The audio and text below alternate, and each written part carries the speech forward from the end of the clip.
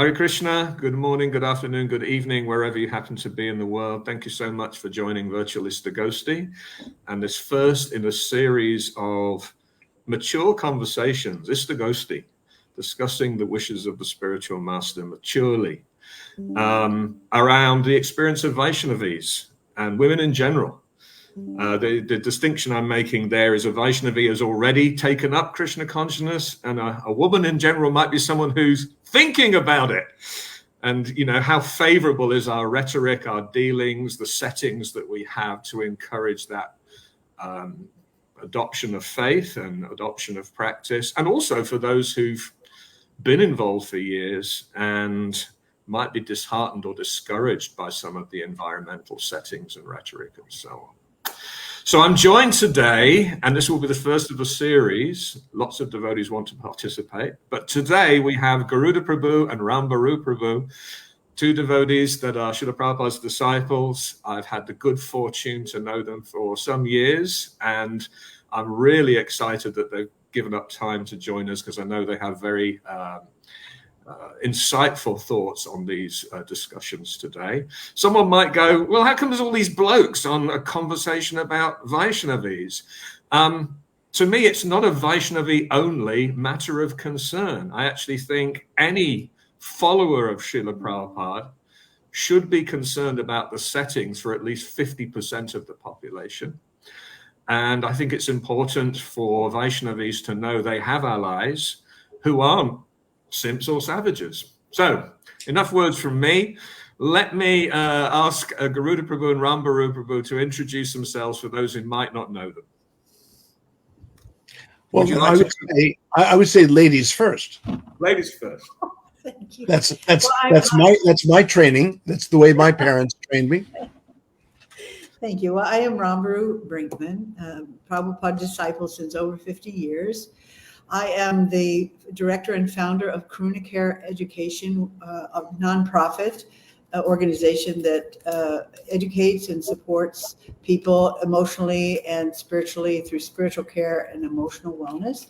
And I'm the director of St. Camilla Center for Spiritual Care, which is a chaplain training program for professional chaplains in Los Angeles. Thank you. Good. Great. My name is Garuda Das. Yes, Prabhupada's disciple for over 50 years as well. I was the first disciple to enter back into the academic arena to establish Vaishnava studies as a field of knowledge. The BI was being constructed at the time. I was part of that with Swarup Damodar, Madhava, Siddhaputa, Rupanuga, Ravindra Swarup. But most of these devotees already had their doctorates or were just completing their doctorates. And they already had preconceived ideas before they entered the academic arena. Whereas I went back into the academics with the specific intent to establish Vaishnava studies as a field of knowledge. And it was inspired by Prabhupada's interest in getting academic approval and appreciation and endorsements for his own work. So I said, well, why don't we have someone inside that can do that and influence the outside? So Prabhupada knew about me when Satswarup forced me to send him to send my master's thesis from the University of Chicago, where I first was, on the Chaitanya Charitamrita. And it was then that Prabhupada read through my master's thesis, and he heard my letter because I was on my way to Harvard, and he blessed me in my work, and the rest is history. However, one of the things that occurred to me when I moved to Boston and lived in the ashram next door in 1977, this was just a few months before Prabhupada would leave this world physically, I encountered some extreme negative treatment of women that I single-handedly turned around completely. I mean, I was aghast at what I had seen, but that was, it's interesting that my many years at Harvard, because hey, look, everyone knows how hard it is to get into Harvard. No one tells you how hard it is to get out. So it took me many years. Okay, I didn't know it would take me so many years. But while I was there, I worked on transforming the temple's relationship to Vaishnavis. Well, one of the great things about having you both here on the podcast is you've got many years of serving as Spiritual Masters Institution. You've seen ISKCON go through various cultural iterations from those early days we often hear, which were, a little bit more relaxed, to the sort of income of the swamis and, let's ban all the women and children to Australia. That was a genuine proposal someone made at a particular point in time. That's where all the criminals were sent, after all, at one point in history. So you might as well send all the women there. And possibly we might be creeping out of that culture, which sort of prioritizes men not being distracted over Vaishnavi's experience. Let's discuss these things as we go. Let me say a few words of framing, and then I intend to give the floor to you both. I may ask the occasional question and so on, but between you've got a good 100 years of experience of Srila Prabhupada's mission. You're his initiated disciples, and therefore have a deep concern for how his teachings are represented and the shape of the institution that he set in motion, but has now been bequeathed to subsequent generations to run and execute. Okay, so framing. We often talk of Srila Prabhupada building a house in which the whole world can live. Apparently this was an astrologer's prediction of Srila Prabhupada's subsequent influence. But we've certainly run with it, right? We've used it as a subtitle for his autobiography and various things. Of course, he often spoke of his creating the blueprint or providing the framework and then leaving it up to us to fill it in. Prabhupada often spoke of only having, a short period of time with us to do the essentials, and that actually he was bequeathing the responsibility and trusting us to actually further flesh things out. Before anyone objects to the word flesh, a guava has flesh and so does a mango. Okay. Now, the house is not yet finished, although it is fair to say the movement is now quite established, lots of active centers, lots of active members. But the question might be reasonably asked, does every constituent group within the house have an equally hospitable room, an equally welcoming environment that encourages their prosecution of bhakti and them making their full contribution? Or is it that, whether by design or otherwise, certain constituent groups, and today we're going to be talking about Vaishnavis and women, have lesser facilities, lesser opportunities, that some people have got the penthouse fully decked out and some people might be living in the basement and, it floods from time to time and there's rats and so on. Now, is this what Prabhupada would have expected, what he would want, what he would condone? Does every constituent group feel welcome, safe, able to make their full contribution, supported, etc.? We want to focus in this first of a series of Istagostis on the experience for women.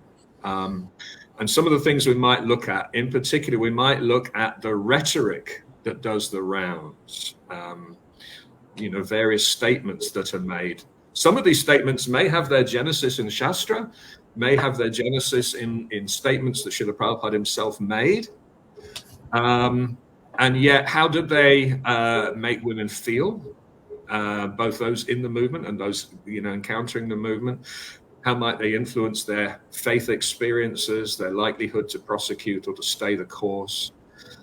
We want to look at how sometimes these are weaponized by men, and they breed certain attitudes and dealings that set the environment in a particular way. They might seem unwise, they might seem irresponsible, they might seem offensive. I'm sorry, it may seem that how can we question Srila Prabhupada? Well, Prabhupada actually encouraged questions rather than blind following, and it may in fact be a disservice to Srila Prabhupada if we don't develop mature and thoughtful understanding of these statements to see them in context. I was sharing with Rambaru just as we were starting off. There's a particular quote of Srila Prabhupada's. He recites it again and again. Krishna ye bhaje, se bada chatur. And he seemed to recite it whenever he wanted people to employ a little common sense and a little, just natural reasoning of God-given human intelligence. Okay, there might be others who drop in from time to time, but why don't we turn to our two guests with that little framing in mind. Tell us a little bit about how you've seen the evolution of the movement's culture around the settings for men and women, right from the early days and then the subsequent iterations right through to today. Which of you would like to start?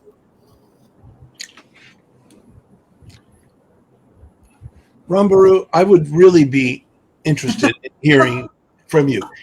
But here's why, Rambaru, because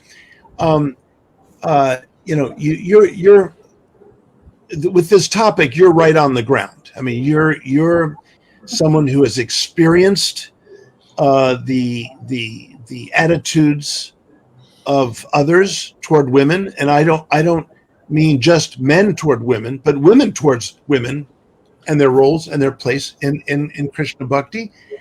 And honestly, I would like to hear that first before I would even make any comments. You are my senior, and so I also want to defer to you in that regard. So, thank you. Well, I mean, as far as history, I remember my experience coming into the movement and being completely shocked that there were so many things that I wasn't allowed to do or say. I mean, we had to cover ourselves like, a burqa and safety pins everywhere. And the idea that I should be ashamed of my body because I'm a woman. Okay, what year was that, Rambaru? 1974 is when I actually was initiated, but I was there about a year before that. But it was in Germany, and so there was kind of this ethos of women should be seen and not heard. Women are the temptresses. It's all women's fault that men have sexual issues, that they are, they're not have out of control. It's just because of you. Your hair is particularly erotic and seductive, so you better cover your hair. Mm-hmm. A chaste woman never has her hair. All these things that are definitely shastric. And we tried like anything because we trusted Srila Prabhupada to follow the rules. We tried like that. And from my personal experience, I didn't know until, 30, 40 years later, I didn't understand that I myself, because of trauma from before I joined the movement, various inappropriate behaviors that I engaged in, even sexual trauma myself, that it ended up in all that internalized, repeated message that you are not worthy, you are stupid, you're 9 times more lusty, women shouldn't be preaching, they're meant to be always assisting, all of those things, and they should serve every man like they're a representative of God. It internalized after 35 years of that. When I moved into the training of chaplaincy, my supervisors identified that as religious trauma. This message that you hear again and again is traumatizing, that you're just absolutely not worthy. So what I've learned since that time, working with women a lot, is that 1 in 3 women have childhood sexual trauma on board, and that is not an easy thing to overcome. It's just, it changes your life. Permanently. Yeah. So what I see now is you have an undercurrent of women trying to follow the party line, and behind they just like, it actually makes the men in our movement, or the controllers, look really ignorant. Yeah. You know, new people coming in who are forward thinking and are trying to get beyond their conditioning. They're highly articulate. I'm here at New Govardhan, and I'm working with new people who have an extensive yoga training. We're working on, you know, becoming beyond the body. And then they come into the inner circle of Krishna consciousness, and they're like, wow, you guys how is it? You talk about unconditional love. You don't seem to be able to act that way. You know, your behavior belies, and the ethos is not consistent with the thing you're preaching. So then it makes intelligent people go, maybe not so much. Let's find another organization that actually practices what it preaches. That's kind of my experience. Yeah. I might ask you a follow-up question or two before passing to Garuda Rambaruprabhu. So, you know, 74 till now, that's 50 years. Wow. Okay. So, I mean, have things got better? Invariably, we're going to bump into the external world and, you know, run into those impressions. Have we successfully adapted? Are we adapting quick enough? Some may even argue, oh, well, you know, Vedic culture is going to be at odds with modern day culture. Why should we take modern day values and let them? So I'm just wondering what your view is. Are we naturally evolving at a reasonable rate? Are we hopelessly slow? What's your experience? Yeah, I think we're a little bit slow in the sense that we don't openly or make it part of our program to invite and train and empower women to, for example, give classes. I give classes, you know, in the temple, but you may have one or two. It's almost like you have to be in the movement 50 years before you're invited to give a class. In Prabhupada's day, you didn't even have to be initiated. Prabhupada just wanted people to talk Krishna Katha. And so he would throw you the mic and say, talk. On Janmashtami, you had to say something, whether you were initiated or not. The whole idea is to remember Krishna. And what I see with our young ladies, well, you have to jump this hoop and that hoop and that hoop to be good enough to be invited. And nobody wants to see a woman up there because she's anyway so seductive and attractive, and it will agitate everybody's mind in the audience, which is kind of a misnomer, but that's kind of the unspoken reality. And it's very telling when you have one woman of 100 women and they're not invited to share their realizations. So, and there are rules around that. I mean, the real rule, so much so that the women themselves, if you say you should be giving class, even women who are Brahmin initiated, they will go, oh no, I don't, you know, because they've never had to practice. If you don't ever have an opportunity, you never practice. And so if somebody asks you to sit down and speak, you won't, because since 30 years, you haven't thought you would ever do that. It's very disempowering. So I'm thinking women need to have opportunities to practice, if not in the public forum, at least that should be part of the education and formation of a Vaishnavi. That this is a real thing. Apologies. It's worth observing as well that although there will be many other guests that will appear on this series of podcasts, quite a few of the ladies that I reached out to and invited felt very wary about putting themselves in the firing line.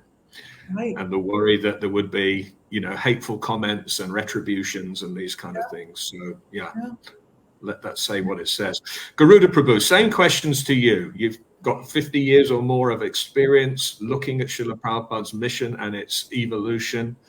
How do you observe the settings around inviting Vaishnavis' full contribution, women's full contribution? Well, I don't know, Damodarji, you may regret inviting me on this in this discussion, because I cannot tell you how utterly embarrassed I am for Prabhupada's movement that women have been so mistreated. I have seen it directly right in front of me so many times. I've had to correct it so many times. Even with my previous wife, who is no longer a Krishna Bhakta. She was initiated by Prabhupada twice, but she left. We had our own problems, that notwithstanding, that's fine. But, someone, just because they leave a marriage doesn't mean that they have to leave Krishna Bhakti. I can understand someone leaving me. Look at this. This is not something you want to stay with. But Krishna Bhakti is beautiful. It's pristine. The vision of Krishna Bhakti theology is the most beautiful theological vision, one of the most beautiful in the whole world. I teach in the university. I teach doctoral students and undergraduates about Krishna Bhakti. I'm fortunate enough to have a job where people pay me to speak about such things. And when I look at the movement, which is supposed to be a body of practitioners who embody and are to exemplify the very vision of Krishna Bhakti theology, I have to say I am extremely disappointed. And it seems to have gone to extremes. So, back in the early days, so I came in 1972, and I was not exposed to much where I was. Damodar, the 26th 2nd Avenue, Damodar, in Washington, D.C., we had such a beautiful arrangement. The women are on one side, the men are on the other side, and we all chanted Mangala Arti together. And it was just beautiful. I was actually sheltered from this for my first few years. I didn't really see much of this. But then later, I saw it coming in toward the end of Prabhupada's life with us here. And I was appalled by it. My previous wife, I think that was one of the extremely deterring factors of her even considering to continue on in Krishna Bhakti, because of the way she was mistreated by temple presidents, sannyasis coming in, literally spitting on the path as she was walking past them. This is criminal behavior when it comes to Krishna Bhakti. It's abhorrent. And I made it a point to stand up for Vaisnavis wherever I went. I never, ever allowed anything, even in a passing comment in a Bhagavatam class, if I heard anything that discouraged Vaisnavis, I would speak up and correct it. So I'm kind of bold, and maybe I'm using my sort of male position to undo the male position. You take a thorn out with a thorn. So I'm a bit of a thorn in the side of many devotees with this issue.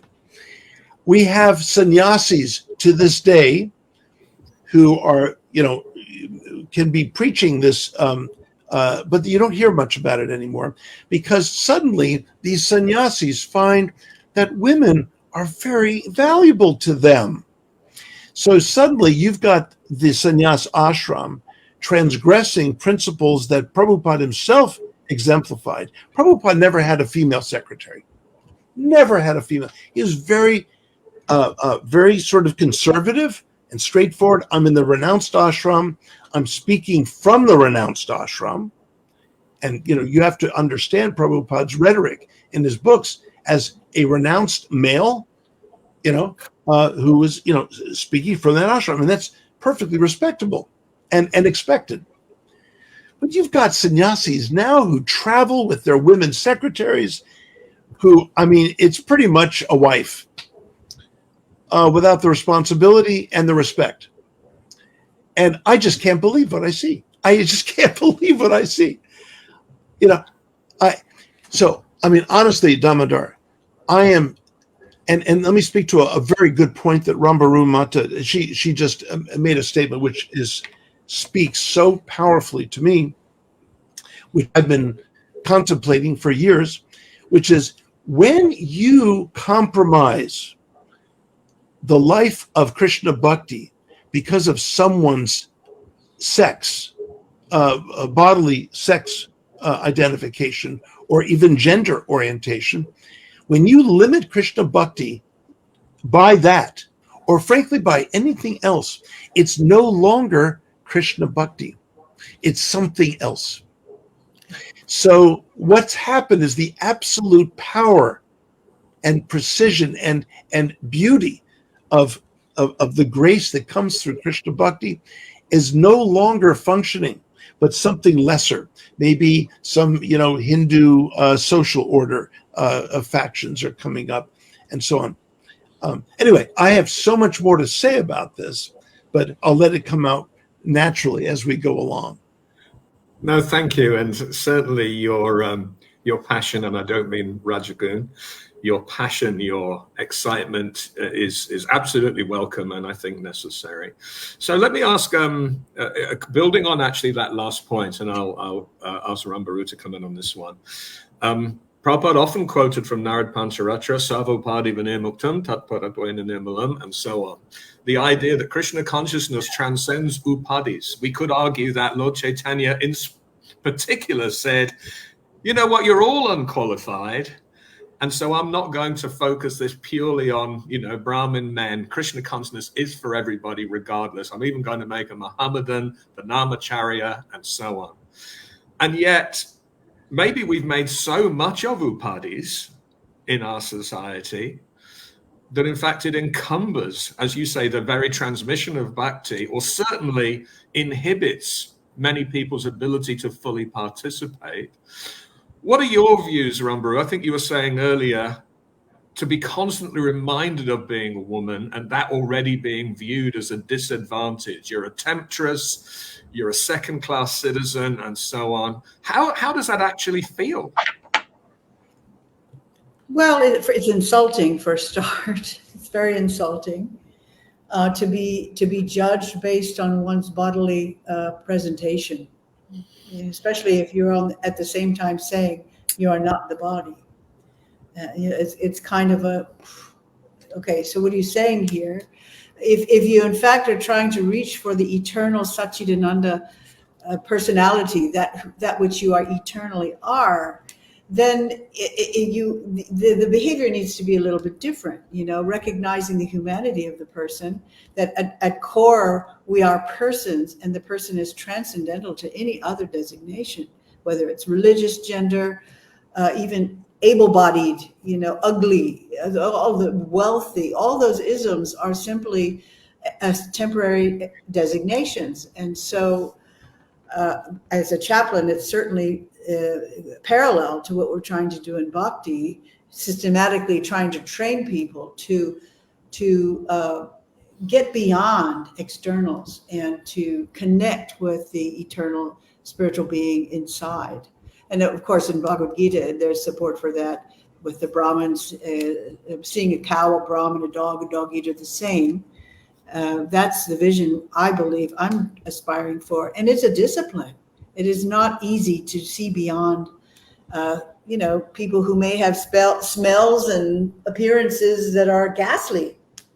And the exercises you have to go past and reach into the person's heart with unconditional love and care and create connection and trust as a fellow part and parcel of the Supreme Being, as a member of God's family. That's where I'm going with it. In terms of bhakti, to me means it's synonymous to unconditional care. And in terms of reading scripture, I'm thinking if the interpretation of the text doesn't breathe into it unconditional care of love of God and compassion for all living beings, then you've misunderstood. To me, it's that simple. Mm-hmm. What's allowed you to maintain enthusiasm and commitment despite some of these sort of disparaging tone, rhetoric, dealings, and so on? What's allowed you to keep going and not just, become weary of it all or just discouraged? Well, I recognize that ISKCON is an educational place, and you've got people, different levels of students, and people are also covered by different modes. And I temper my frustration and judgment by Jesus' famous words, Father, forgive them. They know not what they do. It's out of ignorance. Like, it's only ignorance. And so just like whether you're teaching in the material world or the teaching, the same problem. I'm dealing with rabbis and imams and Buddhist priests who are coming out of seminary, and they have exactly the same dynamic. They've lived in their head for so many years going to seminary. Then they become a pastor or a rabbi of a congregation, and they have no idea how to connect. So they have to take clinical pastoral education to learn how to deal with real people in real life situations with real problems. It isn't so clear cut in a scripture text. How do you deal with a woman who's just lost her baby? You're going to throw karma shastra at it. It doesn't have help to say, oh, you must have deserved it, so it's your karma, suck it up, baby. That doesn't heal.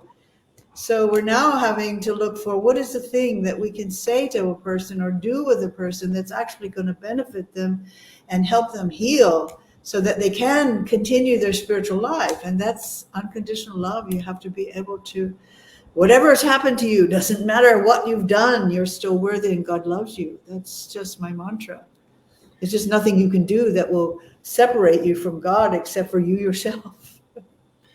You've both made an interesting reference that your roles actually do involve straddling the two worlds, the in-house world of ISKCON. And as you say, there are many cloistered people in that world who don't mix so much in secular society. But you also have, prominent roles in secular society as well, where you obviously get to see modern attitudes toward things, and also how those people with those modern attitudes might interact with Krishna conscious rhetoric. And, amongst Krishna conscious rhetoric, there's various representations. We might deal with a few of the common misconceptions. So I'll come back to you in the first instance, Gurudev Prabhu. I mean, when you're dealing with your academic peers and students and others, and they bump into some of these, what we might think of as anachronistic, attitudes or comments, you've talked about feeling embarrassed. What is their reaction? What do they make of some of these things when they encounter them? I don't know that I've been that much exposed to outsider views of what is going on the inside. I think I'm so frantically trying to clean up what's going on the inside that I'm not that aware of those reactions on the outside. All I know is okay. I mean, so Rambaru Mataji, she speaks about unconditional love. Now, we are conditioned beings. We humans are conditioned beings. The Bhagavad Gita begins with Arjuna's conditioning and his gradual release from that conditioning, where he gains more free will by the 18th chapter, verse 65. Now, decide what you want to do. Now that you have all this knowledge and you're connecting with me, now you can decide what to do, Krishna says.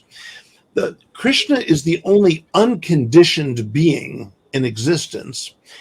And the more we love and serve Krishna, the more we can be ambassadors of that unconditional love commensurately. So this is how I see someone like Rambaru serving people, as a chaplain. But what about each other? Charity begins at home. And, I remember taking a couple back in 1983. I was still studying at Harvard, finishing my doctorate, but then a colleague of mine, a peer, a student who just finished his doctorate at Harvard, remembered me. He remembered that I was a Bhakta, Krishna Bhakta, and he invited me down to the University of Connecticut to his class where he was teaching. He was teaching about 150 students, and it was quite a wide, So the husband and the wife that drove me down, they cooked at prasadam for everyone, and we just had a wonderful time. It was wonderful. When we left, it was a 2-hour drive, by the way, back up to Boston. So the wife, I won't mention name, but she's a dear friend to this day, and these are Prabhupada disciples. She sort of wistfully said, I would love to give class, like that. I like you do, Garuda. I said, so what's stopping you? She said, oh, come on. I'm a woman. I'm not able to give class. I said, well, don't say that here. Not in front of me. I said, if you want to give class, you have the desire to give class, and you feel you can be competent to give class, then you can give next Sunday feast in the Boston Temple, and I'll make sure that the administrators allow you to do so, or I will raise hell. And no one wants to be around me when I'm raising hell, really. So just ask the BBT. Anyway, and so she said, well, I don't really know how to give class. So in the hour left of the drive, I gave her all kinds of ways of preparing for class, thinking about class, even if she had to give a spontaneous class, how to take that up. And she was well equipped. And ever since then, she's been giving Sunday feast lectures and Bhagavatam classes. There you go. Now, it doesn't mean everyone, Rambaru, right? Not everyone. Look, not everyone's used to getting up in front of people like you and I are in our different contexts. My wife is brilliant, but she prefers to be more on the quiet end of things, and she makes these videos, didactic videos, when I lecture at the Smithsonian, or when I go and lecture, and I'm supposed to give a lecture in Princeton in a couple of months. So she's going to be making a slideshow for that. She's not someone to be up front. And you know what? Lots of people are not comfortable being up front. As Rambaru said, but to be prevented from having opportunities, this is the crime. It's not a crime to not give class. No one should feel obligated to give class or intimidated to give class. But if someone has that proclivity, that tendency, it is a devotional crime to not allow them to move in that direction. And it has nothing to do with gender.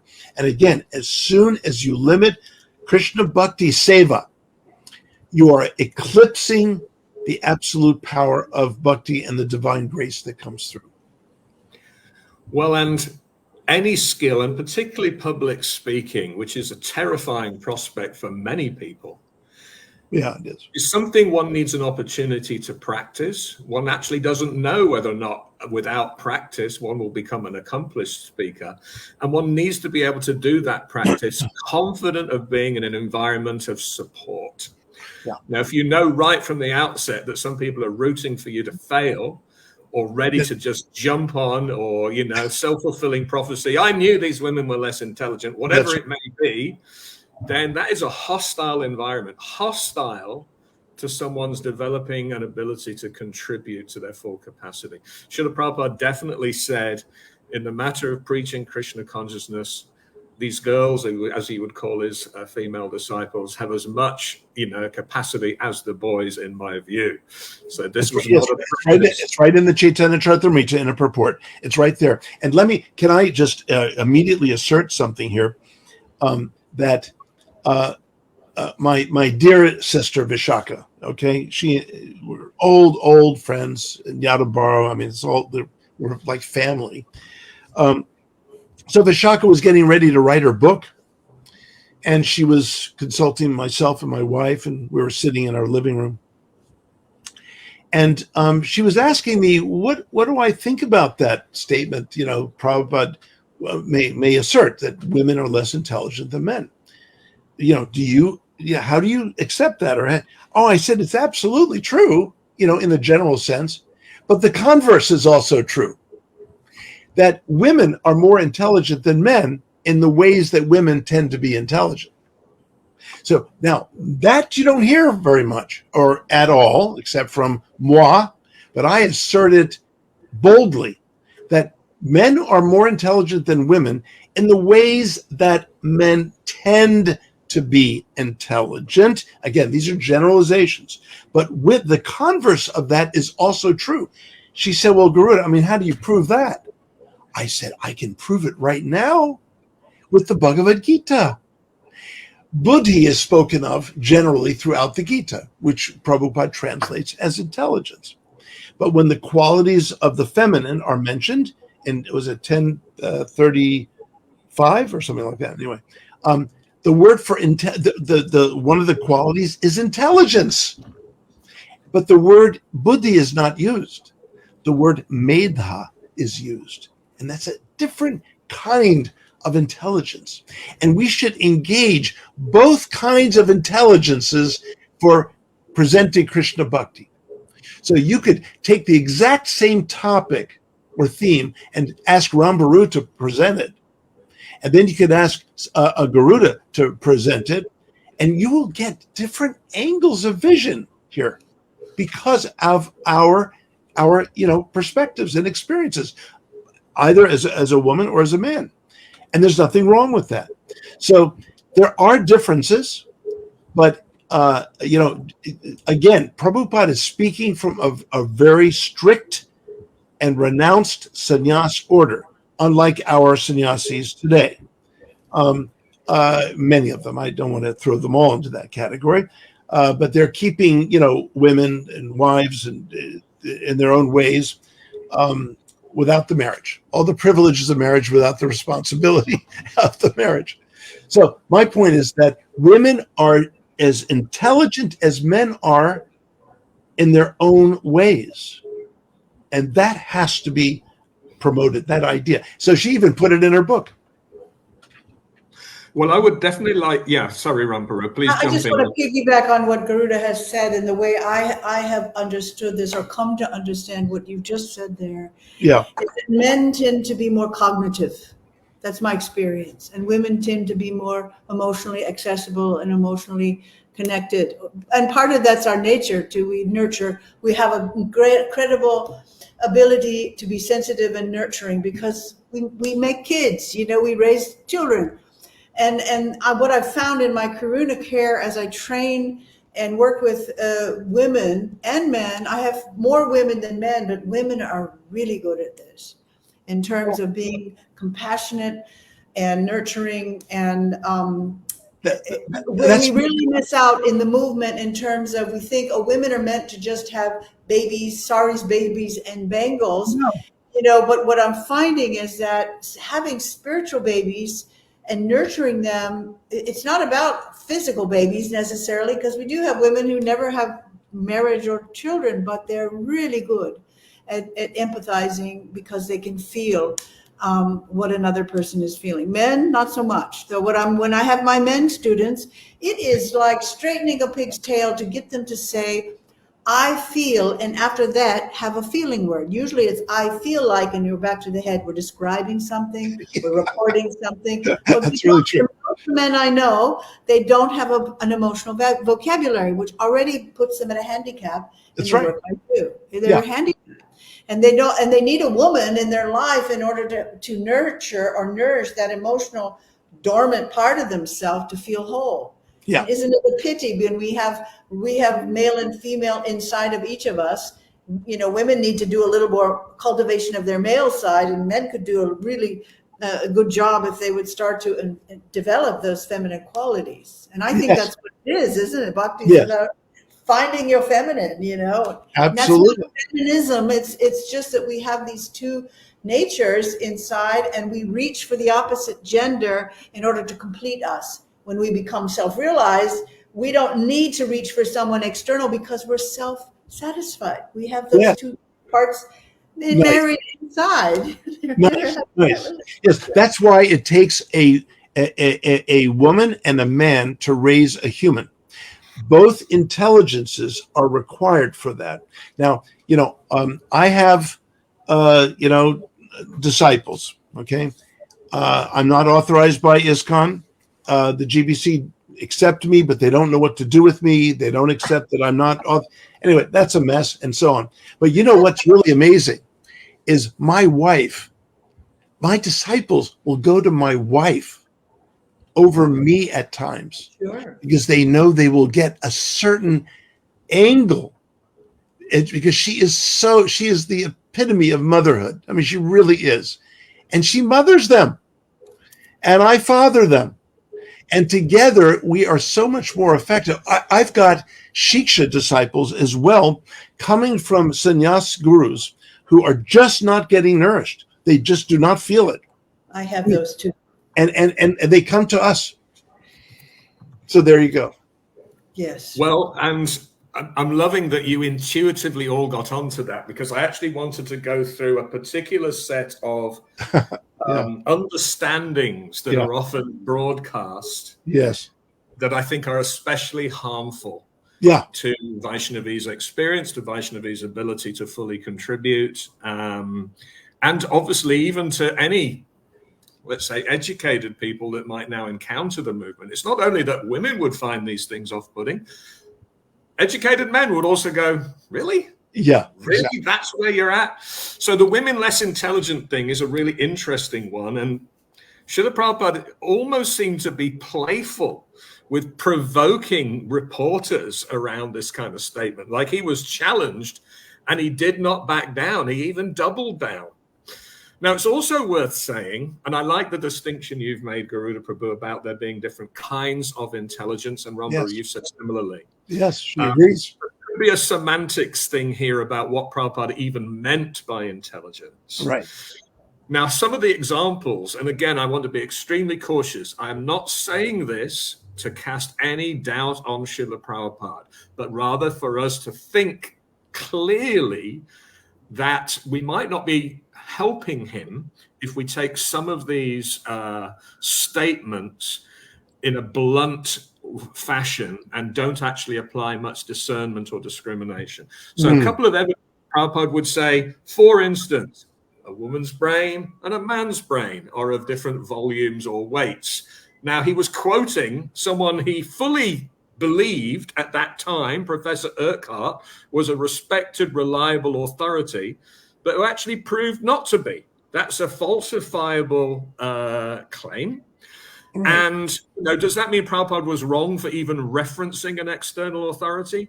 No, we reference external authorities all the time. If I say the Meteorological Society say it's going to rain today, does that make it wrong if their prediction was wrong, that I was, problematic for endorsing their view? Well, no, it's a reasonable thing to do. Prabhupada quoted Shakespeare. He quoted all kinds of secular authorities. Yes. The other one that I seem to recall is Prabhupada talking about there being no noteworthy scientific inventions or achievements of women. Again, this is a falsifiable statement, whether it's Marie Curie or Hedy Lamarr or the names of all, but the woman who discovered what the universe was actually made of in terms of substance, or the people who helped put the astronauts on the moon, or whatever. That's going to be a soundbite someone will remember. There's been lots of accomplished women. Again, I'd like to go back to you, Rambharu. What impact do you think that kind of rhetoric has? And how do you, I think you've already answered the question, how do you reconcile it? But how do you think devotees should represent such a message in today's world? Should they exclude it altogether? Should it come with a lot of additional commentary? And if so, what? Got to think about that a little bit. I can only reference myself and because I'm working with women who are new and they do ask about those things. And I respond to them that we are more than our bodies, and we have the same potential, spiritual potential as men, and even the ant has the same we're all spiritual beings. Like whether you're human or an animal, in Krishna's eyes, we all have the same value. So the aspiration is to get beyond our conditioned body and mind and find who we really are as a identified perfect, pure spiritual being who's part and parcel of Krishna. So in that case, very often I use this example of Prabhupada's example of the baby elephant. And maybe you've heard this, where the baby elephant is tied by the back leg and on a stake, and he tries to get himself free, and he can't. And after some time, he just gives up. But then when he becomes a 10-ton elephant, he could easily break free, but he doesn't, because psychologically he's conditioned to think, I can't. And so I think how I explain it is, it's not just a Hare Krishna movement issue. It's a universal religious movement issue, and I've confronted it in all religious traditions, that women they have internalized this conditioning from the time they're born. And when you say, there's no one really stopping you, women will say, I can't, they don't allow me. And sometimes I have to go back to the women and hold them accountable for freeing themselves from this imposed perception of themselves, because my experience, even in creating this Karuna Care Association in this last 5 years, Krishna is right there with you. Man proposes, God disposes. If you want to do something for Krishna and Krishna blesses it, there's nobody can stop it. You just keep moving in the direction and seeking guidance. Just empower yourself and stop being a victim and move forward. No organization will stop you. If Krishna wants it, who can stop it? Yeah. So I do challenge women too, because women do hide behind that notion that they can't, or they're disempowered, or someone is oppressing them. No, you have internalized a message that's false, and you need to liberate yourself from that. And when you do, you can do anything. Yeah. It's also worth observing that, at least according to current academic stats, girls are outperforming boys in many areas. So again, Garuda's point around, let's be clear what intelligence actually means here, because it might not be about academic gifts and so on. And I think if we took any kind of bell curve around, at one end, the stupidest man through the brainiest man, the stupidest woman through to the brainiest woman, by whatever, tricks, there would at least be a lot of overlap. And you couldn't say that the men's bell curve would automatically exclude and not overlap at all with any women and so on. So again, we just need to use our brains to think about these things. I'm keen to actually move on to some of the other potential problematic memes, but I want to just take one question that someone has pinged through that I think talk to this, and invite you both to respond. And I'd love, Angela, I forget her initiated name just right now, but I'd love if she becomes Arya. I'd love if you become a guest on the program in due course. Women aren't always exactly prohibited from doing certain things. Oftentimes they're prevented because of the way ISKCON is structured, male leadership, networks that exclude women, i.e. structural sexism. What do you think can be done about this? Maybe I'll go to you first for this one, Garuda Prabhu, and then go to Rambaru. Structural sexism. Is it that we've structured our way into this and we need to make structural change to really facilitate, the proper contributions of all parties? Yeah. Well, Arya is a bright scholar, and she's a sociologist, and I'm not. Okay, I'm a theologian and a philosopher.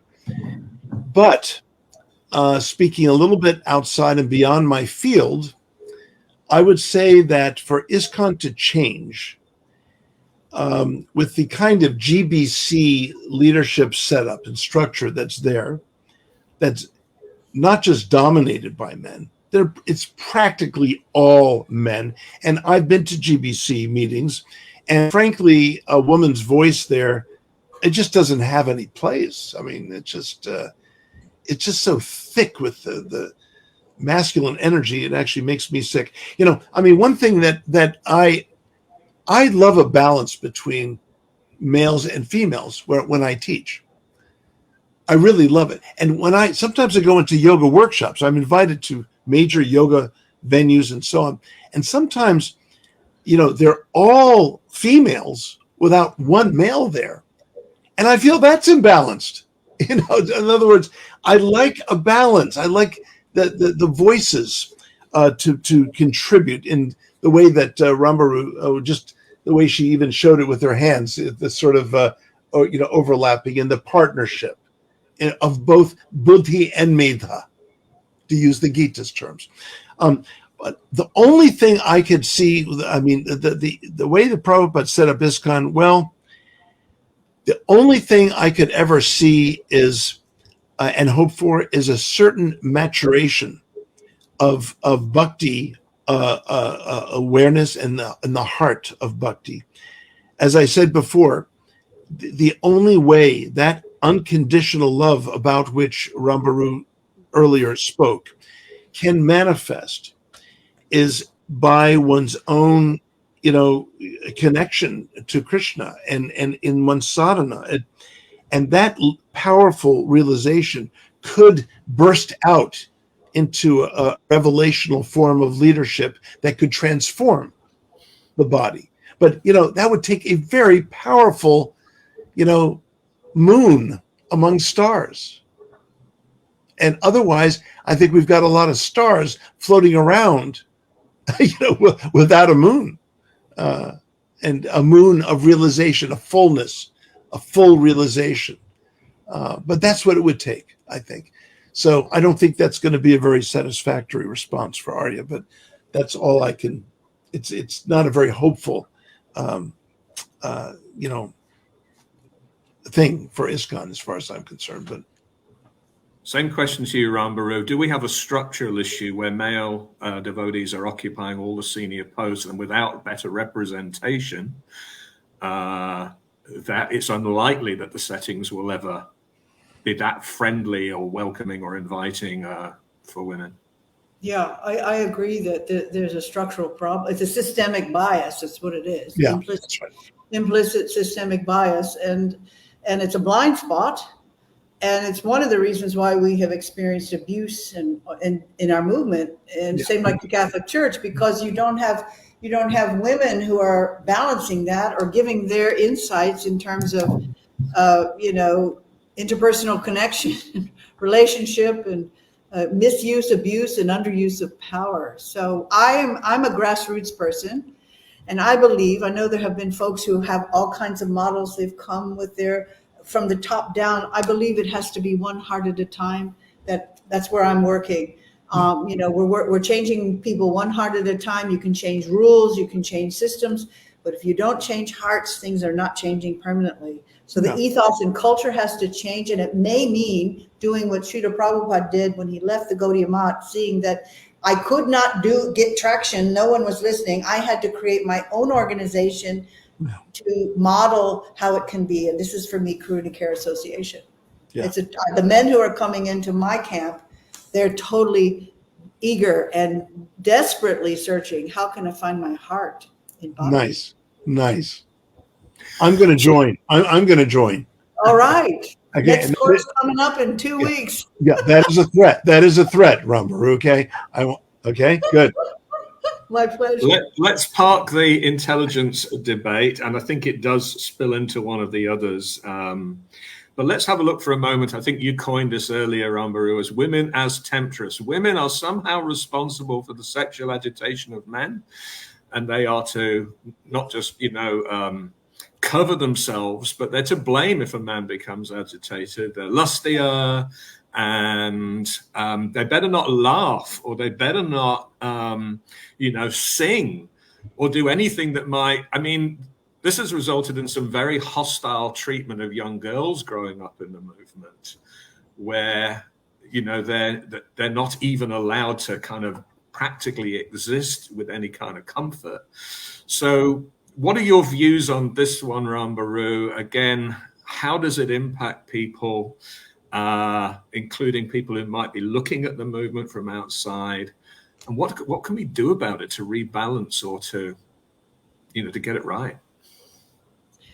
I'm not one to try and how do you say, tout a party line when it's clearly it's an unarguable thing.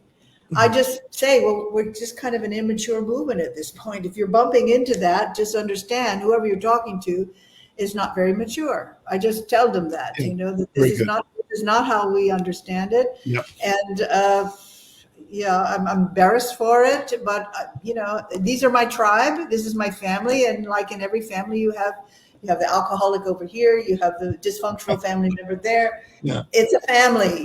Don't expect perfection. We're all aspiring, but as far as being the temptress or this argument for temptress, my experience working with women is, and I admitted I have to validate it. It's are we really protecting?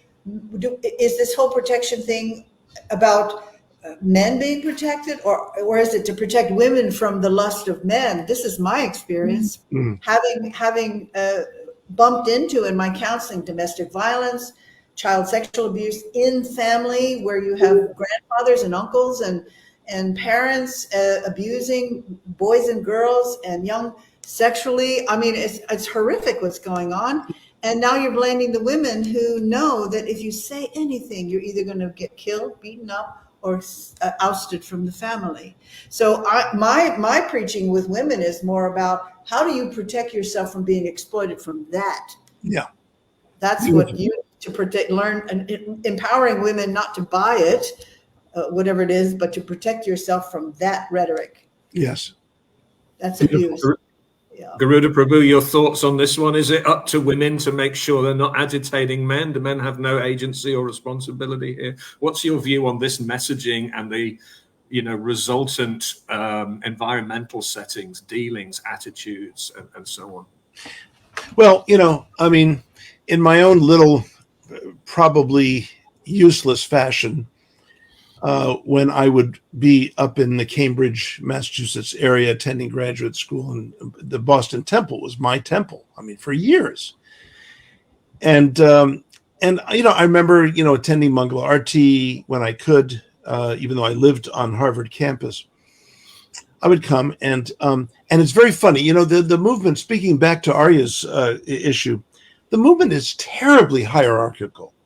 It's exaggeratively hierarchical, and it relies on that because it doesn't know how to embrace a genuine relational purity. So there has to be a kind of institutional purity. You're only as pure as you are dedicated and have a position closer to the hierarchy, to the upper realms of the hierarchy. You're not valued as a person. You're valued only insofar as you support the authority of the leadership. So this is, again, even though technically the leadership, the GBC, and they've had meetings with me about having disciples without their permission, without their authorization, they don't know what to do with me. And yet privately, those same people individually say, we so much appreciate what you're doing. Oh my gosh, you're like the model of the future, Garuda. Because I never intended to have disciples, by the way. I never did. They came knocking on my door. So what was I to do? To just send them away? But getting back to the main point, this hierarchy plays right into Mangalarti. So I love this thing where the brahmachari, gets the ghee lamp after it's been offered to Prabhupada and the deities and so on, and then is looking for the senior most devotees, right? So typically they're looking for me, right? Because I've been around for a long time. I stand back by the women, right at the edge of the men in the back. So, I love this whole quandary. He's looking around like, and he has to walk all the way back to me. Now, when I get the ghee lamp, I give it to whomever's closest to me. So if there's a woman nearby to my left, I go over there, I give it to the woman, and I go to the right, and I'm an iconoclast. That's why I'm not sure I'm a good one for this interview, Damodar. I'm an iconoclast. I don't believe in hierarchicalizing relationships. The institution is there to support the relationships, not control them, not to give them value in terms of the institution, but to recognize that purity resides between persons, not in persons.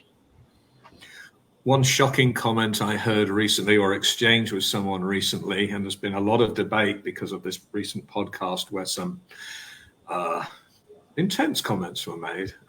Someone said, "Oh, yeah, I'm not sure consent is all that practical. You know, if I have to ask permission before I escalate to the next level, it was kind of scary. You know, women have to understand that they are almost fair game and men can't help themselves." It was just a horrific kind of... It's just animal. Yeah, animal. It is a complete animalistic kind of attitude. In fact, you know what? I think that's an insult to animals. I say, you know, I think that actually animals are instinctively driven, and they actually know that there's a mating season. They know that their ways, they're driven by instinct.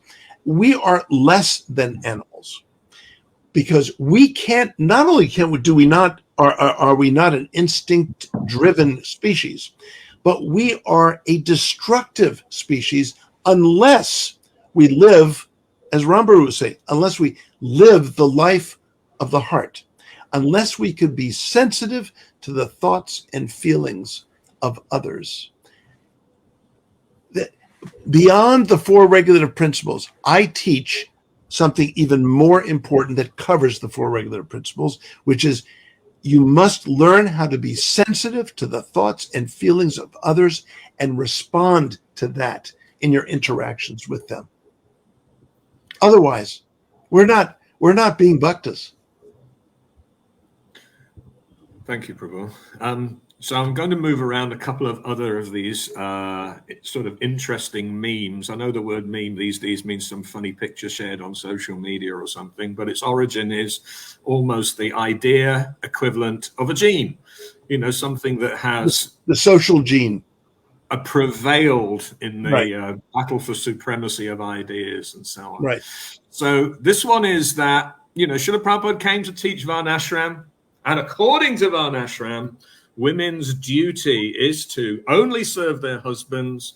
They're like a domestic servant. They're there to, you know, iron their husband's clothes, raise the babies, cook and clean, and they shouldn't be going out on Sankirtan or giving class. In fact, I've even heard devotees describe these things as unchaste. Apparently, a woman daring to put herself on a Vyasasan is committing some kind of departure from chastity. Mm-hmm. So what do we make of these? I mean, Srila Prabhupada certainly was wanting to create awareness and adoption of principles of Varnashram. Is there anything in Varnashram that reduces a woman's contribution to only this kind of servitude, domestic servitude? Rambaru, how do you make sense of this kind of stuff?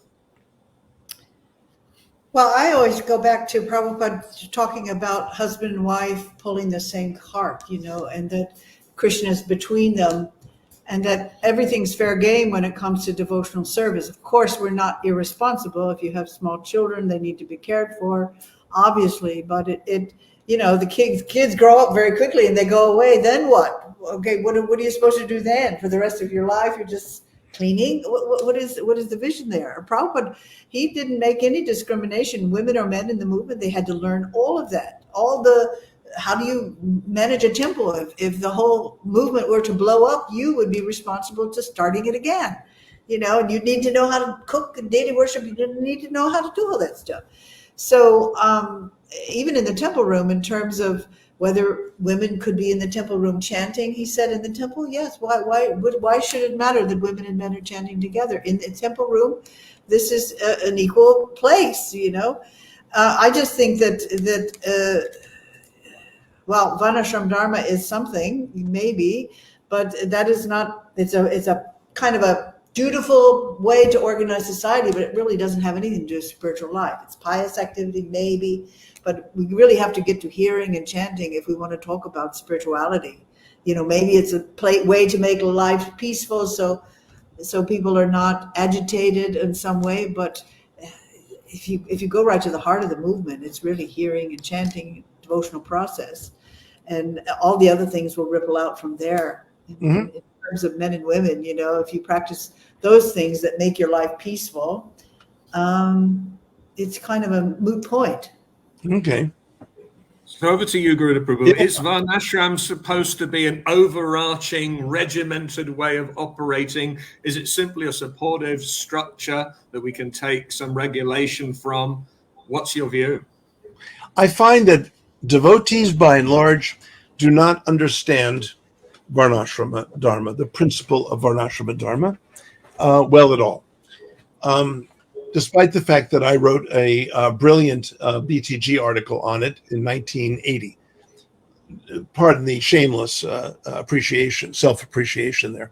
But there are three types of Varnashrama Prabhupada espoused. One is naturally occurring Varnashrama. It's unavoidable. It's there in all societies. You can try to suppress it, but it's all there one way or the other. The second form of Varnashrama that Prabhupada espoused or talked about was Vedic Varnashrama. And Vedic Varnashrama happened during Vedic times, and it was a way to organize society, and it implicated everyone to liberation, ultimately, over lifetimes. Our naturally occurring Varnashrama, in modern society, implicates everyone towards sin. So it's having the reverse effect. What Mahaprabhu Gauranga introduced was Daiva Varnashrama. That's the third form of Varnashrama. And this is where Varnashrama, aspects of Varnashrama, are engaged only insofar as it can support a life of Krishna Bhakti. Aspects of Varnashrama that are not supported, and they're not supported because they do not support Krishna Bhakti. So this has to be taken in on individual cases, in terms of persons or in particular devotional communities. But Daiva Varnashrama means an utterly bhakti directed and saturated application of Varnashrama principles. Otherwise, it is to be rejected. And Mahaprabhu himself does that. He exemplifies someone who says, I am not a sannyasi, I am not a grihastha, I'm not a Brahmin, and nahem vipra, not, and so on. I won't bore you with all my quoting, but my point is that he exemplified a rejection of Varnashrama in favor of the Daiva Varnashrama. Certainly in that famous conversation with Ramananda Roy, he describes it as external bahya. And exactly. So, yeah, interesting.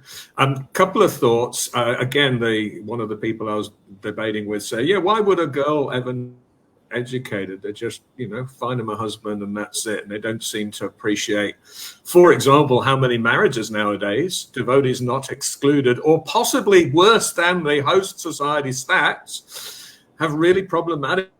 And I wonder if some of this rhetoric actually is a contributing factor to that. And so on. And then what was the other thought I was thinking of? I actually can't remember now, but it'll come back to me.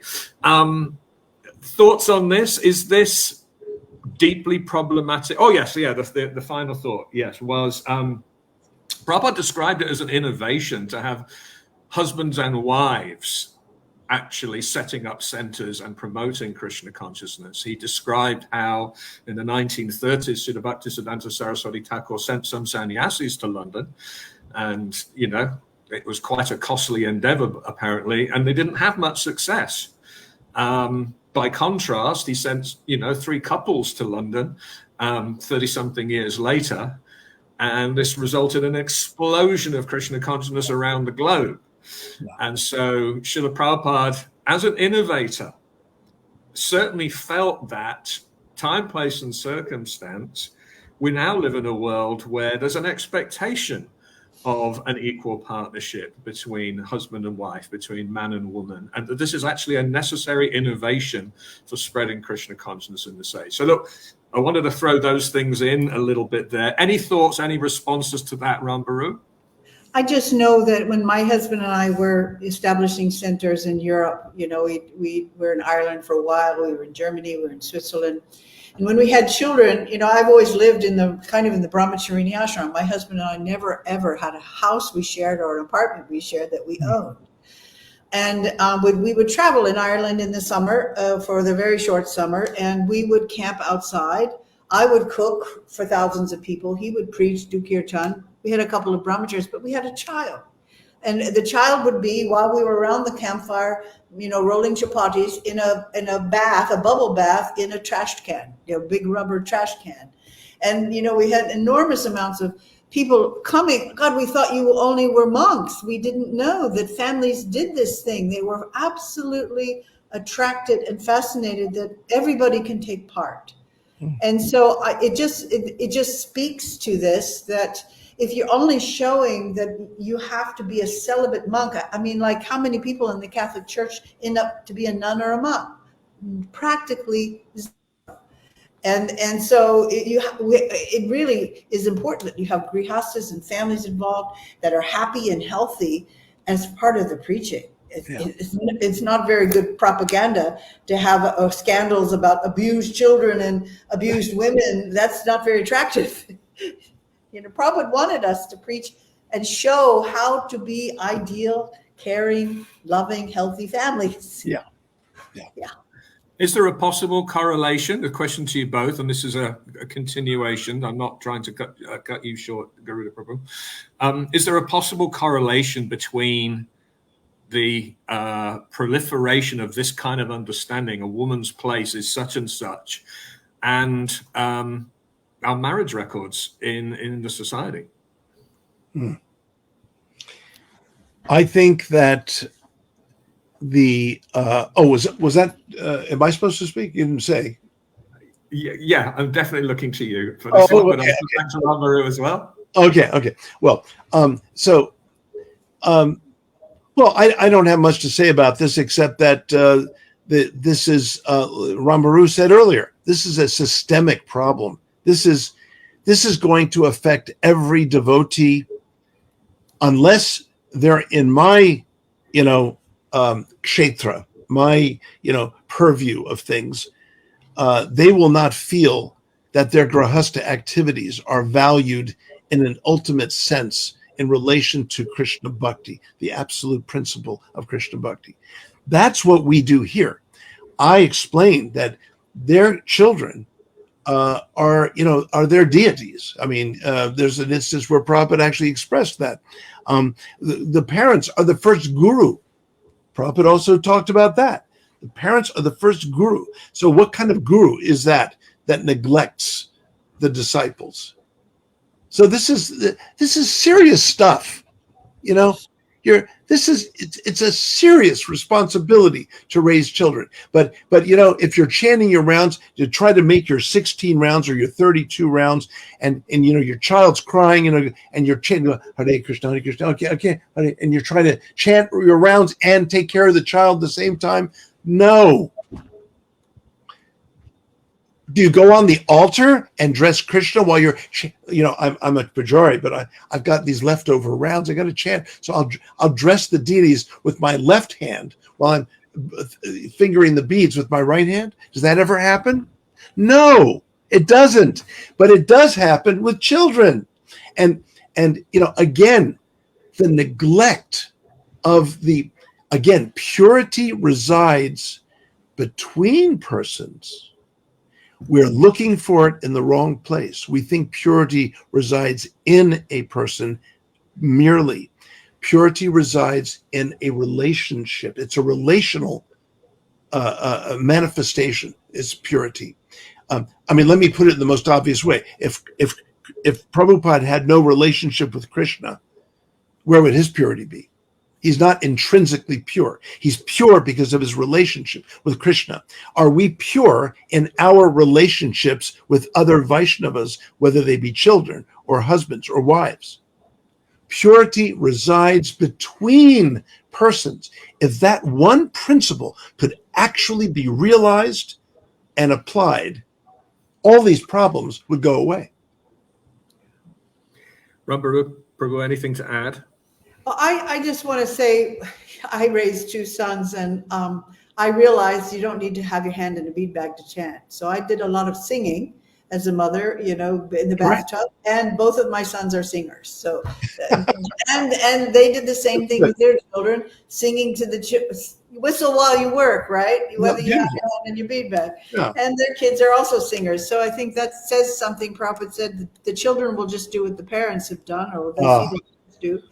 I also learned in Ireland that the hand that rocks the cradle rules the world, in the sense that we are cultivating the next generation. And if this is a preaching mission, that means everything is a ministry of sharing. And so if you're a mom or you're a husband or a kid, I mean, we're all sharing in the same mission and message. And boy, if we don't transmit this relational purity with our kids, we're going to be in deep doo-doo when we get too old to even take care of ourselves, because what goes around comes around. Our children will treat us the way we treated them. And I've seen already children who have been neglected and abandoned, they don't feel at all responsible when mom and dad get old to take care of you at all. Yeah. You didn't take care of me when I needed you the most. Good luck with your life. Yeah. So socially, we are not creating a holistic, a healthy, sustainable community if we don't tend to all these departments. So there's one other area in terms of a very explosive quote that I want to get to, but I want to put a little bit of a bridge in between. And it was a question I might have, mentioned to you both prior. We talk a lot about time, place, and circumstance for preaching. And, the extent to which statements in Shastra or statements that Srila Prabhupada has made at different times are axiomatic truths, or whether they actually do deserve, a modern commentary or a different positioning or whatever it may be. So here's the question to you both. Were the Shastras and some of Srila Prabhupada's statements made in the 60s and 70s, was there an expectation that the messaging was primarily focused on severing men's excessive attachment to women? Was there an assumption, for instance, in Srimad Bhagavatam, where it makes some very, extreme statements? Was there an expectation that's probably going to be something a man is reading, as opposed to, people in the 2020s are going to be reading? And is there a need for us do we just take these things as axiomatic? Is any failure to do that some kind of offense to Prabhupada? So hopefully the intent of the question is reasonably clear. Rambaru, would you like to tackle that one first? I think there are places where Prabhupada was saying it's not just men learning to sever attachment from men, it's also women. I think I would not use this word. I would use more just being aware that relationships are not sustainable. The men and men, whatever relationship you're in, they're transient. Marriage is transient. You get old, somebody dies, somebody gets cancer. In the end, we're by ourselves. And I think if the whole Bhagavatam was written and spoken for a man about to die, it's a really helpful meditation to know that, yes, you may have a relationship, you may love the person in your life, and be aware that they are very fragile. It's a fragile, not sustainable thing. And in that way, we can straddle this marginal, 1 foot in the spiritual realm, 1 foot in the material world. It doesn't mean we have to artificially renounce. It just means don't be surprised when it's gone tomorrow, and love while it's there. And when it's gone, you grieve, which is the flip side of love. And just be aware. I just think that's the thing as we age that has gotten me through the philosophy of non-permanence and old age, disease, and death, and that this is coming, to put things into perspective. It's really to put it in perspective. Just reloading the question a little, Garuda Prabhu. Is it heresy to kind of go back to some of these Shastric comments or some statements even by Srila Prabhupada and say, let's make sure we understand this in the modern context? We are a Bhashya tradition. We have teachers illuminating what Shastra is saying according to Desha Kala Patra, place, time, and circumstance. That's the whole point of Bhashya. This movement is writing books about this and that and the other, and memoirs. There is no commentary on Prabhupada's writings. We have missed the boat of what the tradition does. We're a Bhashya tradition.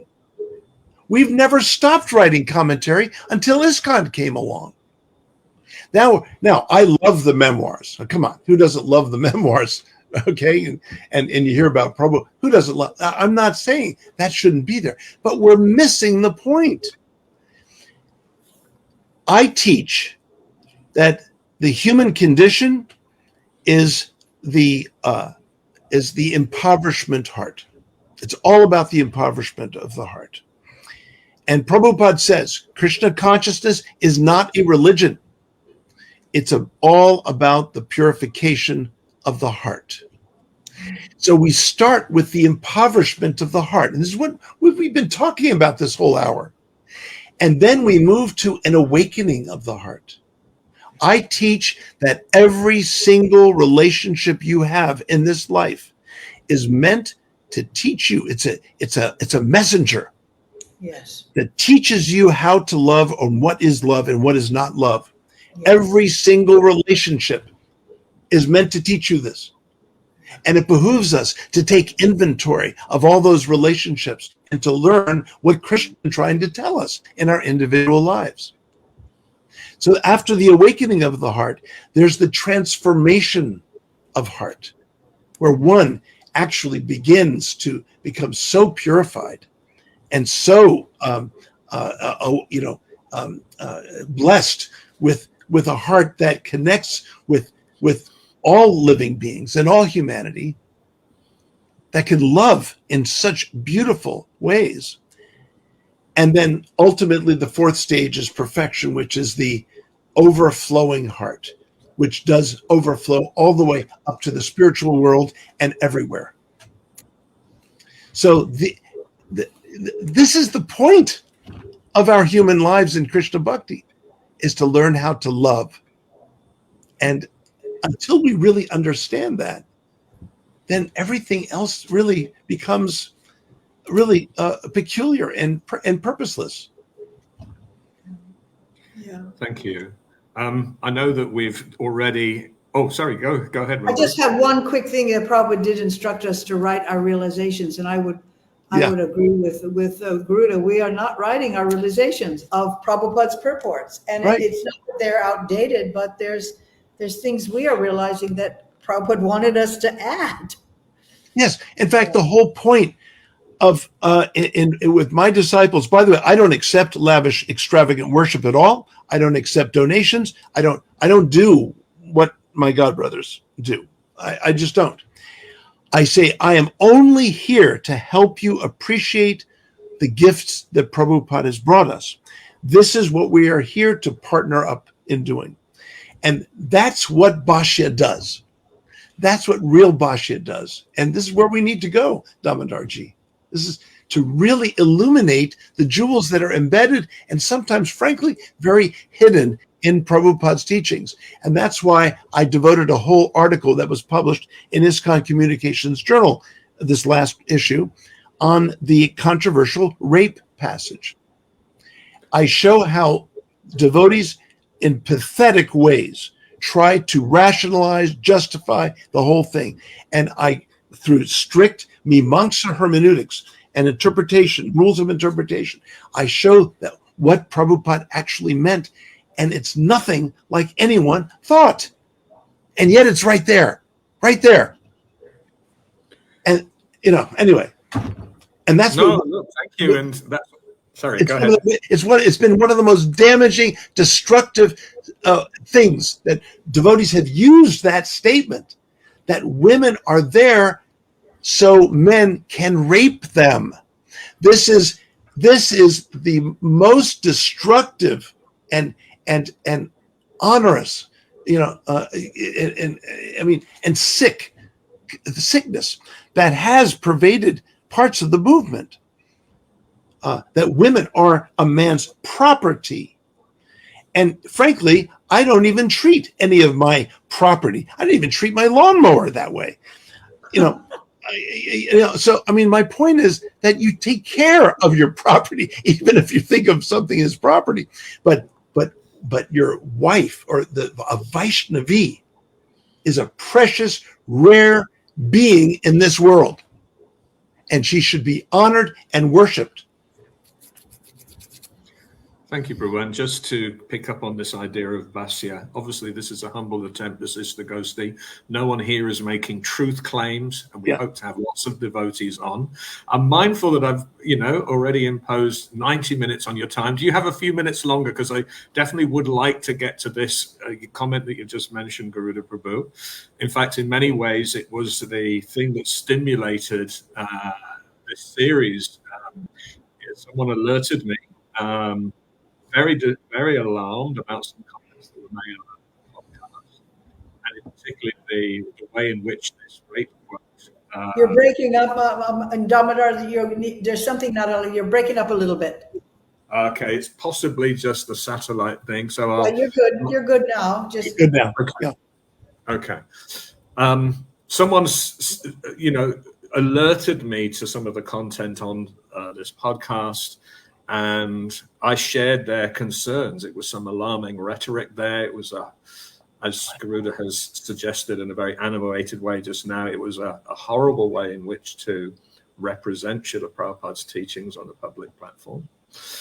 But it does raise that this comment is out there and it perhaps needs addressing. I will say, just before we get into this, I've just posted in the links below this conversation a questionnaire that I'm going to invite lots of devotees to participate in, which surveys them on, their thoughts about, men-women relations in general and the experience of Vaishnavis, and some of those comments in particular. I'll say up front that I'm a little apologetic that in trying to get some good demographic questions, I'm really not convinced that the demographic questions around race and ethnicity are particularly well worded. And so please forgive me, and I'm open to feedback, and hopefully it won't become a distraction. All right, let's get into this one. So I'll read the purport in question, and then I'll read some of the editorializing that I've heard in recent days from a number of different sources. So this is from Srimad Bhagavatam, 4th canto, 25th chapter, text 41. I'm just going to read 3 lines from the purport. In this regard, the word vikyatam is very significant. A man is always famous for his aggression toward a beautiful woman, and such aggression is sometimes considered rape. Although rape is not legally allowed, it is a fact that a woman likes a man who is very expert at rape. So I'm sure many devotees have had, qualms about seeing this in writing in Srila Prabhupada's books, and how it might, travel beyond the organization, and even how devotees might understand it. We've talked about there, Garuda, you were saying in a very animated way, some men believe wife are their property. Some believe that, I don't have to worry about consent because apparently whether you agree to it or not, you like it. So, or you want me to do this. I've heard about politically incorrect desires. I've tried to understand what the person meant by those, but it does sound like, I want you to do things to me that I don't want to put into words or something.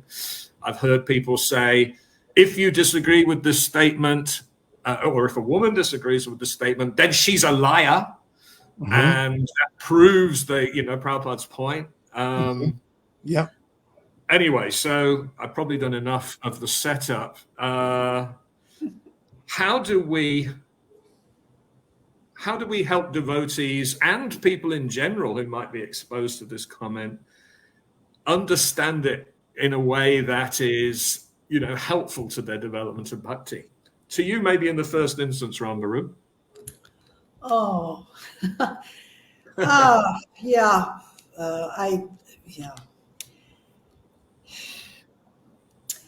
Actually, right. May I go first on this one? Yes, please. Because you know what? I've written a very serious scholarly, theological, textual analysis. And part one shows the useless interpretations I have seen from sannyasis, of all things, and the BBT. And I show the fallacious arguments that people have made, some brahmacharis even coming in and commenting. Can you believe it? Anyway. And then part two is where I exercise the tools of the tradition to respond to this. Now, in the end of this article, so this is kind of like a spoiler alert, I wrote a passage that I think could be an extremely valuable footnote that would completely take care of this. And I wrote it in conjunction with my wife. How about them apples? Now, I'd like to read just this one paragraph that I feel should be a footnote. Okay? With your permission, both of you? Okay? Here it is. In this passage, Prabhupada describes a devolved state of consciousness in which the romantic exchanges between people in this world can potentially turn disturbingly dark. Cautioning his readers, Prabhupada states that, factually, worldly relationships have the potential to move into the most destructive regions of lust, including sexual abuse in the form of rape. In this particular case, Prabhupada presents to us, in a nutshell, the unhealthy dynamics that characterize addictive exchanges, as he reveals in the last words of the previous purport, persons who are addicted to being sexually violated and persons who are addicted to sexually violating. Carrying forth his previous observation on sexual addiction, Prabhupada further illuminates how deeply damaging sexual addictions are by objectifying the participants, ruining any chance of cultivating a spiritual life. As Prabhupada's whole mission was intensely focused on how humanity can attain pure and perfect love, and on inspiring and teaching humanity to seek out and favor relationships that elevate consciousness into loving God. This demonstration of some of the darkest regions of human interactions acts as a reminder, especially in our addiction-prone cultures, of the important role vigilance plays in spiritual life. Thank you, Prabhu, and thank you for taking the time to even prepare, a footnote and an analysis, as you said, a textual analysis of that. And to be other devotees have also done so. I'd encourage people to not only read Garuda Prabhu's article in the ISKCON Communications Journal. We can perhaps post a link. I know Sudama has written an article on this. I know Urmila has written an article on this. And I quote them. I quote them in mine. Yeah, and it does behoove devotees to deal with something so inflammatory, with great care. I am a little worried that some of the comment thread might deteriorate into an argument about footnotes or an argument about the moon or whatever. But anyway, let's see how we go. Ram Baru Prabhu, what's your insight around how devotees might think about this statement, the dangers of it not being properly understood, and so on? Well, I very much appreciate Garuda's commentary. It really does. Point to what Prabhupada is speaking about, how devolved relationships can get. But there's other quotes of Prabhupada where he's saying women enjoy to be raped or, something like that. And as a person who is a bit of a behavioral sciences, I know that silence doesn't necessarily mean consent, in the sense that when in a sexual assault or even rape, the whole nervous system moves into self-preservation in terms of fight, flight, freeze, and appease. And so if you are being attacked through rape, a woman may be silent and freeze because that's the trauma response. It doesn't mean she likes it. It just means she doesn't know what to do. When you have someone who's overpowering, on top of you, maybe with a gun, maybe at knife point, these are all trauma responses. And often in a case like that, you're so numb, you forget the experience altogether. So when now the police come and try to prove that this happened, or you're complaining, you can't even remember what order and what exactly happened because you're so traumatized. I just want to throw that out there because Prabhupada in another purport, he's talking about how one lawyer, if in law, they tried to figure out whether it's consensual or whether it was really rape. He says if it's consensual, then it's not rape. But then he also makes a little caveat there about how, well, the body does, it's like, there's a physical response, and this is where the shame and the moral injury comes from with people who are rape victims, is when the body is stimulated in a certain way, even when against one's will, it's going to respond. And I think this is the glory of Lord Shiva, is that he was so transcendental, his body was so managed. But to say that women like being raped, I'm working with too many women who have been raped, and that their life has been completely ruined to the point where they are unable to have a trusting relationship with a man ever again. I would not say that it's true. I'm sorry. I just cannot say that women secretly love being raped. I think there's two different things. What you said are relating to a totally different context, in that yes, you can get that degraded where people are masochistically engaging in things like whipping each other with chains. I mean, you do have that very tamasic kind of sexual enjoyment. But sadomasochism. But Ramaru, I don't know of any other statement that Prabhupada actually states that women, enjoy being raped. I don't think he says that anywhere. Or enjoy a man who's expert at rape or something. I have a that's the man who is very expert. Yeah, that's the quote that he read. It's only there in Canto 4, Chapter 20, whatever. That's the only passage where he actually states that. And of course, not only do women enjoy a man who's expert at rape, but it's obviously ideal if a man becomes expert at raping. I mean that's an expertise that every man should try to strive for, isn't it? Now, so the statement is so degrading. But what Prabhupada is talking about is a very low addictive level. He speaks about it in the previous purport. He sets up this purport as talking about addictions.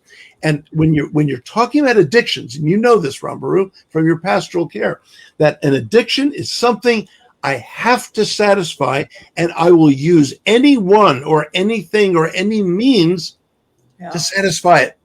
And so I'm going to be very expert in coaxing a woman to thinking that I love her or that I'm romantically interested in her, all to find out that my real intent is a sexual addiction where I have to objectify her, I have to use her and abuse her to be satisfied. Yes. It's no different than a drug addiction. It's no different. And a woman who likes being raped is someone who's also addicted. I need the drug. So, I want the drug. The drug is going to kill her, but she wants it anyway because there's an addiction. There's a conditioning at a very dark level. And this goes on between men and women. And by the way, I've seen women who are very expert at raping men. By the way, I've seen that. Okay. Yeah. And I've counseled persons in that area. And so, Prabhupada says that, how is it that only women get raped? Men don't get raped. Well, that's not true. 30% of rapes are women raping men or men raping men, one or the other. But anyway, men do get raped. We're not going to put this controversy to bed in one quick conversation that we're having today. I know there's a lot of devotees who have thoughts on this. I've seen papers around research because some people say, yes, there's a lot of rape fantasies that women engage in. So, and so on. So there's some good research about the difference between a fantasy where you remain in control of your experience versus having someone force himself. Of course, there's a lot of devotees who feel Prabhupada might have been using an antiquated version of the... And I cover all of this. I understand. And some people may go, oh, that comment on that podcast, it was really just a metaphor that we need to be, strong preachers and not simps and compromising to try and appease others. We should, So, I mean, there's so many views, and I'm sure this will rage on for some time. I'm hoping many other devotees will, as you've both done, join in this conversation and try to get the environmental settings that welcome everybody in Prabhupada's house to make their full contribution, to feel seen, heard, supported, validated. That's really the intent, and that's why I wanted to frame things in those ways. Right. I appreciate we've dealt with some inflammatory content towards the end there. Please do look out, all of you, for this questionnaire. It's in the comments thread. And perhaps we'll get people to add these various other evidences, articles, and so on to the comments thread so that it's available. If you think that the questionnaire is helpful, share it out. So let's try and get a really reasonable response rate so we can just poll and survey the attitudes in the society and even look at the demographic breakdown. Do people from different cultural backgrounds, for instance, view these things very, very differently? I'd like to thank my two guests today for being so generous with their time and their thoughts and feelings. I will in a moment look at some of the questions that we might want to answer, but let me know if I'm imposing too much on your schedules, because obviously this will probably rage on for a while. Do you have any closing comments, each of you, a final thought you would like to leave with viewers / listeners?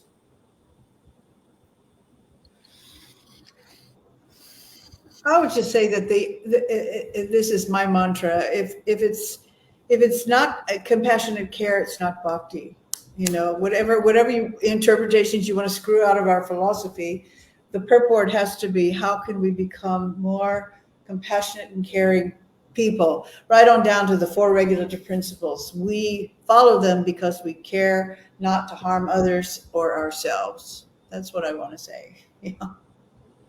Thank you, Rambaru. And to you, Garuda Prabhu? I will go on record here by finishing with Prabhupada's words. To love means to be concerned for the other person's benefit. That is real love. I love you for your benefit. You love me for my benefit. If I so-called love you for my benefit, that is lust.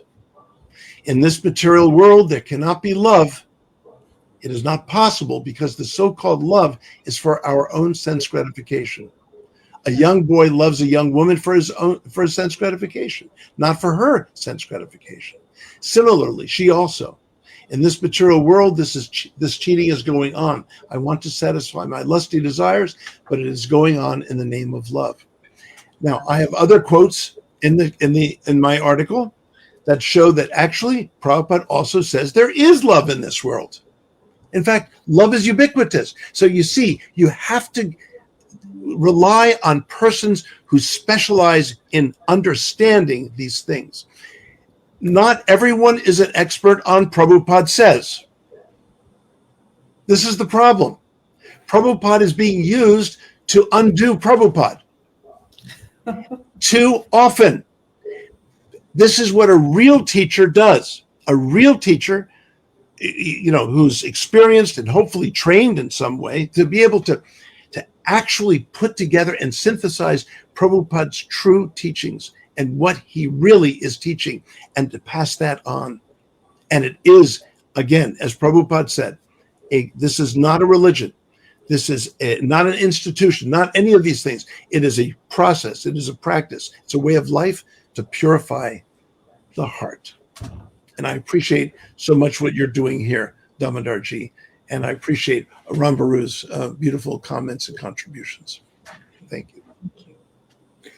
Well, a massive thank you to you both again for being so generous with your time. I've just been scanning the comments and questions. There are a couple in there I might bring forward, but I'll also do this as a last call for anyone watching that might have a question they've been holding on to.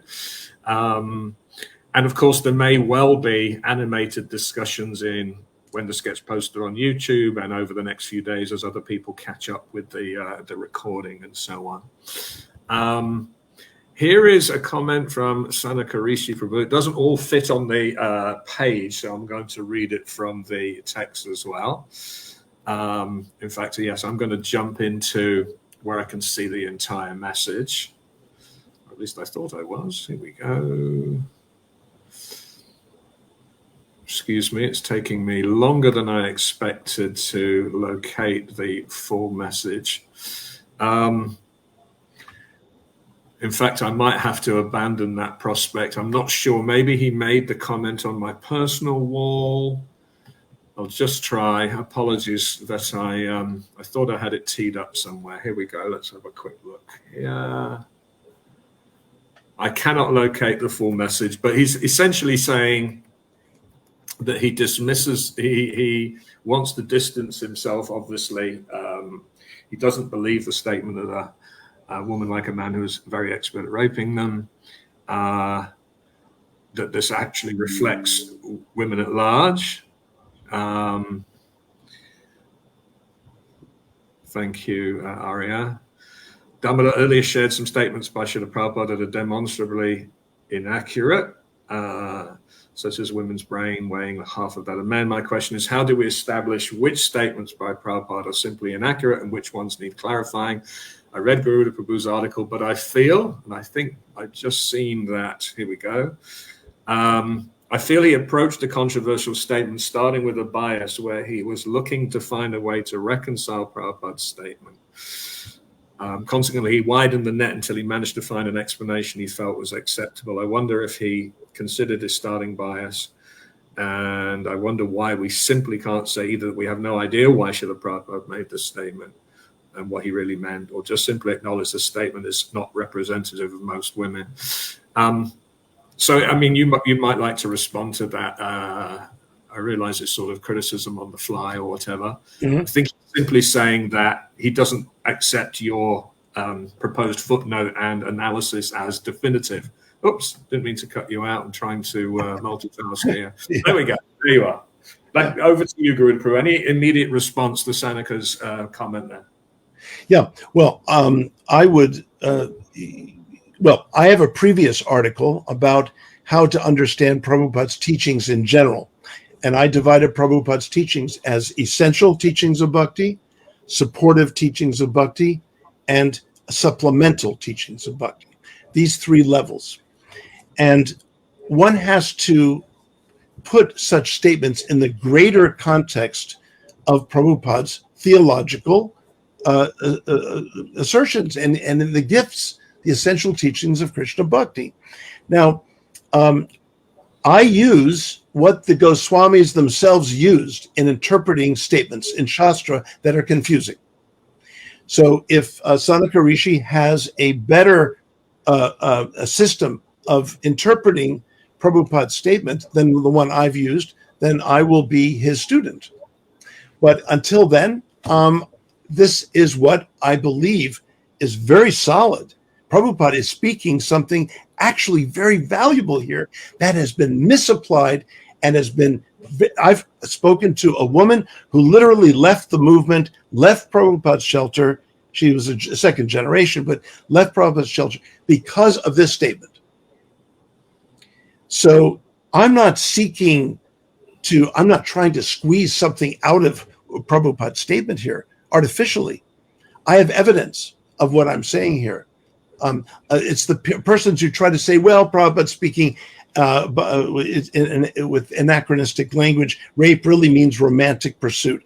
No, rape does not mean that. It didn't mean that to Prabhupada. You can read in other situations. Give me a better interpretation, and I will rescind my whole effort here. That I have not seen. Well, and you saw, and you would note that I actually framed it up that no one here is making truth claims as if they are, speaking revealed knowledge from Shabda Brahma or something. I welcome the number of commentaries that devotees have put in, and I welcome thoughts. I have to say, I do a little bit subscribe to the Vaishnavera Kriya Mudra Vigya no Bujai. You know what? Do I know exactly what Prabhupada was, working towards? No. I'm certainly not going to say, oh, he's wrong then. I am much more inclined to say, I think we need to really carefully think about this. And I think there are a lot of devotees who should be congratulated for having taken the time and trouble to provide their thoughtful analysis. And, that's the purpose of Istagosti, right? The purpose is to discuss the spiritual master's instructions without anyone claiming to have the definitive answer, but actually to be, a group effort to discuss things in the right spirit. And I also believe that when things are discussed in the right spirit, Krishna is so pleased by those attitudes that he actually, we've created a fertile environment for revelation and insight and so on. So that's just my thoughts there. Again, we're almost at the 2-hour point, and so I won't keep Garuda Prabhu, who must be getting late for you, any longer. I won't keep Rambaru, who also has things to do on Saturday morning.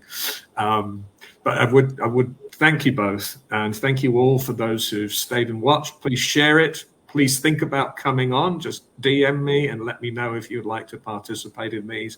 Let's get the survey out there and see if that actually generates some interesting insight. Hare Krishna to all. Thank you. Thank you so much. Hare Krishna.